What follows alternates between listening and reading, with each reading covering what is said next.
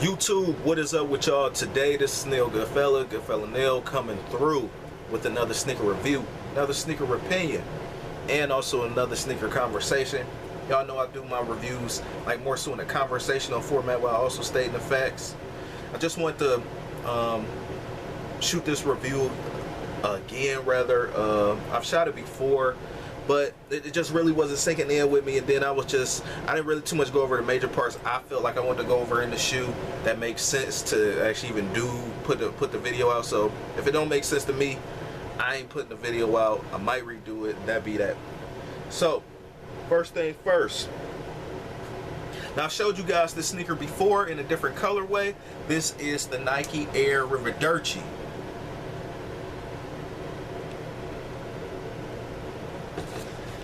In case you guys forgot, we got the writing on the side: innovative athletic gear specifically designed and engineered for performance in the outdoors and all conditions. ACG stands for all conditions gear.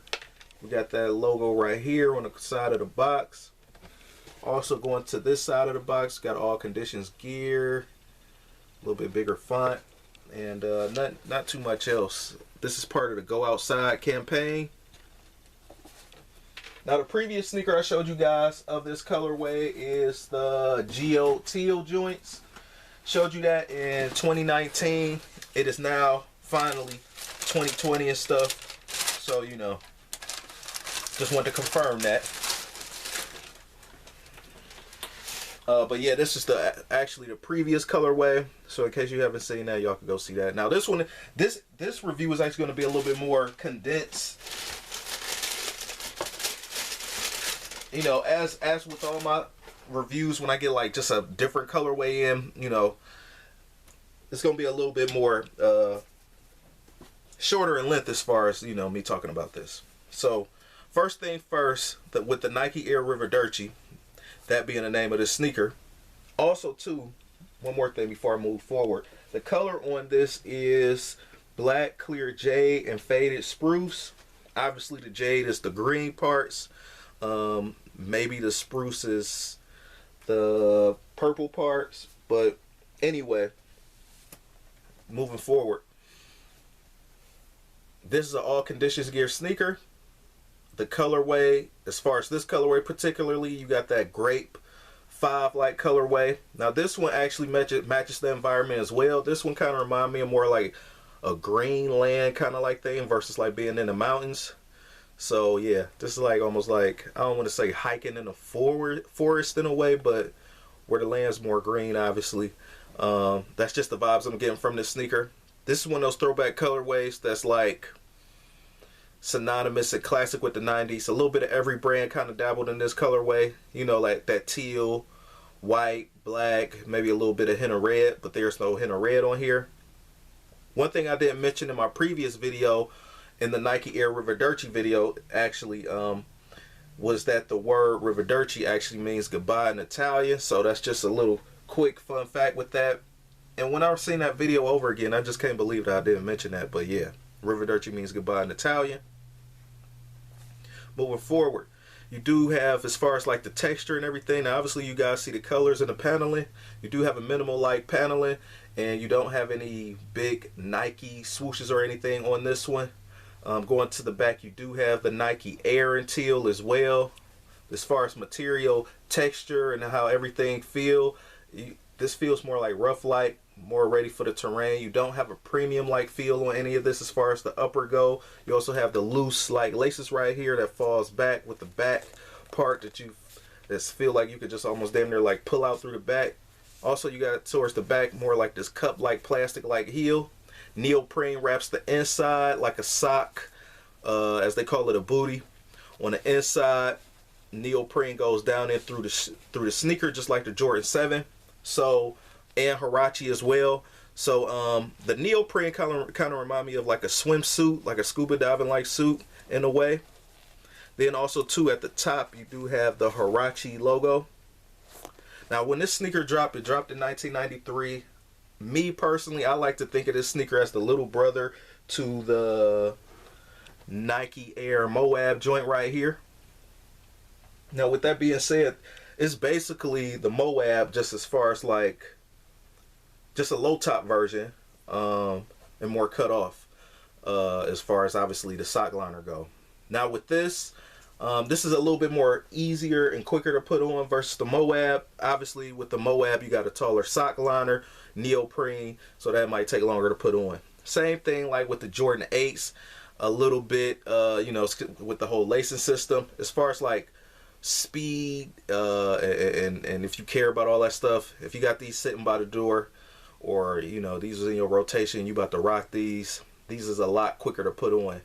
I think we kind of overlooked that fact though too, man. Have you ever had, like, you know, not all your sneaker decisions based, but some of your sneaker decisions be based off how quick you can put the sneaker on if you feel like dealing with that. Like I know for sure, like the Nike Air Unlimited, aka the David Robinsons, for sure. Like I like the way the sneaker look, but realistically you have to, it's all kinds of Velcro straps going around the ankle and everything, and it's like stacked up this high, damn near like about as tall as the Nike Air Carnivore. And that's one of them sneakers that require work to put on. It damn near take a 10-15 minutes to put the damn sneaker on fully. I'm talking about on both feet.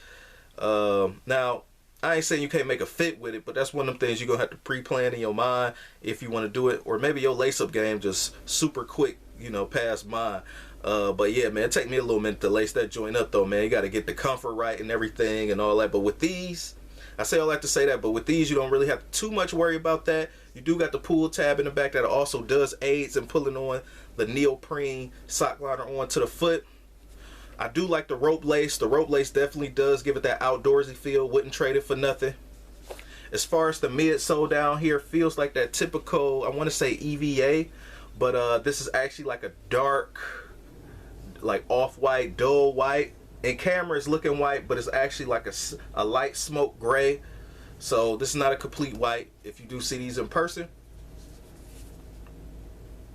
One of the things that I also too like is the sole. You got that Nike bear in the bottom of that. Let's see if you can see that in the light. Also too, I don't know what kind of weave this is. I don't even think this is actually a mesh, but this is a weave right here. I still don't know specifically what it's called, but it doesn't feel like a mesh.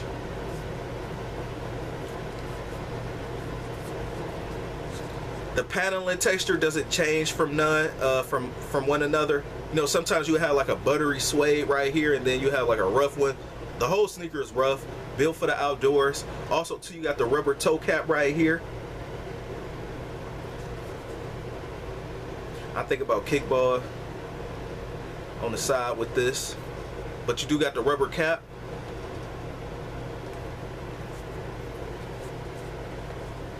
The comfort on here is definitely nice. One of those sneakers that, you know, you will forget that you even have one in most cases. One of the things I do like on this sneaker is the font, the Air Revaderchi font. Going to the back of the insole, you know, it's just all official products here. Got the Nike swoosh on the back. When I show you the next colorway too, I'm gonna just kind of do a comparison, have all of the colors like lined up for you guys so you guys can see that. I think that'll also be pretty cool. I really haven't seen anybody on YouTube really do that yet, so you know, that's just for fun's sake, collector's sake, or whatever. Y'all know I'm really into kicks. So, but yeah, I like that font. That's like top 3 Nike fonts with me. The part that actually says Revaderchi, and then the cursive with the flight on the Jordan 4 and the Flight 89s. That's pretty fly to me too. But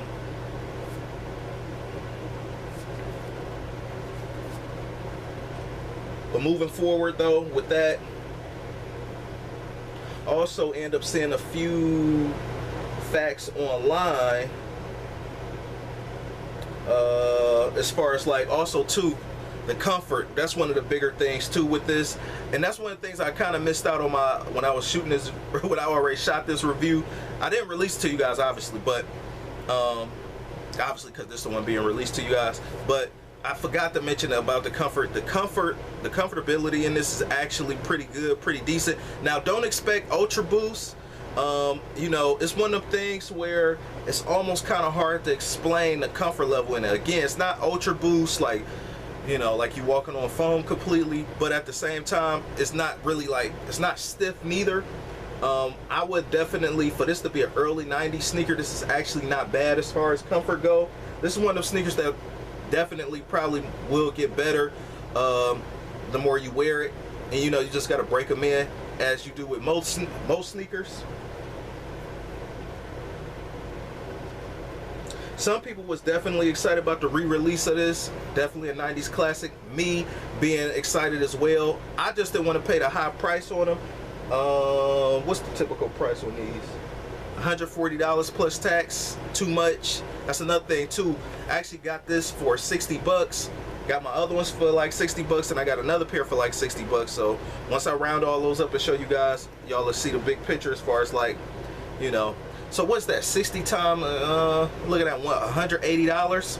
So basically I paid one full price for one.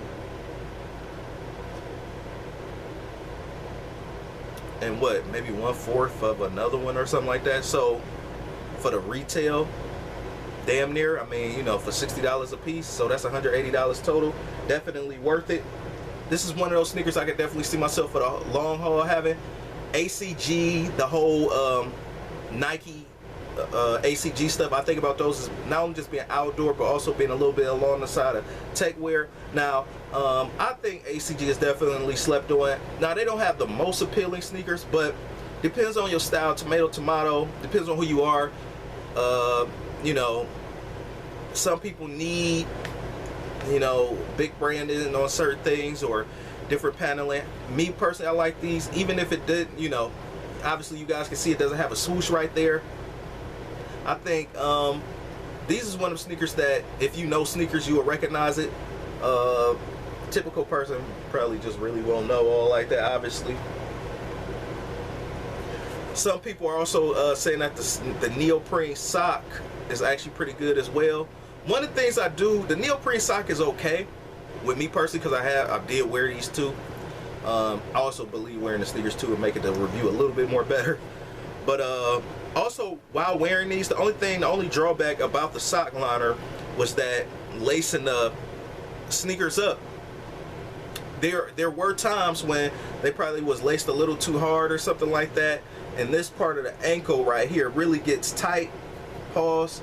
Right here along the ankle, that could become annoying, man. Like, you know, and with all of them are the same way, with the exception of like the Moabs, but all the other different colorways, obviously, you know, I like more of like a loose kind of like lace a little bit, you know, not ultra super tight, but, and also too, man, it feel like when you do get these tight on foot, you can feel it because it's like at the bottom of your ankle, which is kind of odd to me because I don't really wear sneakers that low to the point where, especially where it's like hugging the bottom of the ankle. I understand hugging the top like the Moab does, you know, that's fine because it feels like a sock, but this one feels like a ankle sock in a way, damn near.